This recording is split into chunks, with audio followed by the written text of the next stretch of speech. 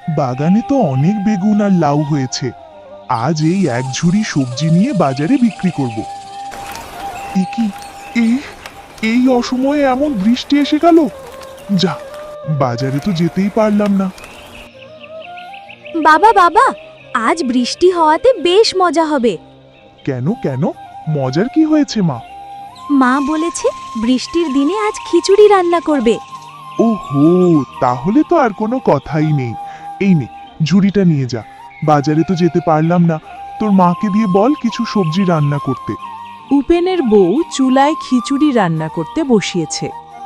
মা, বাবা বলেছে কিছু সবজি রান্না করে ফেলতে। ওগুলো দিয়ে কি রান্না করবে? এই তো, লাউয়ের খিচুড়ি রান্না করব, আর সাথে গরম গরম বেগুন ভাজা। উফ, তাহলে তো দারুণ মজা হবে মা। উপেনের বউ লাউয়ের খিচুড়ি রান্না করতে থাকে, আর তাদের ছোট্ট মেয়ে টগর পাশে বসে তাকিয়ে দেখে। বাড়িতে কেউ আছো নাকি গো? বলি ও বউ, বাড়িতে আছো? ও বুড়িমা, তোমার পরিচয় কি গো?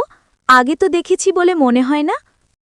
আমি বাছা থাকি ওই পাশের গ্রামে। গাছের শুকনো ডাল কুড়িয়ে তা বেচে কোনো রকমে বেঁচেছিলাম।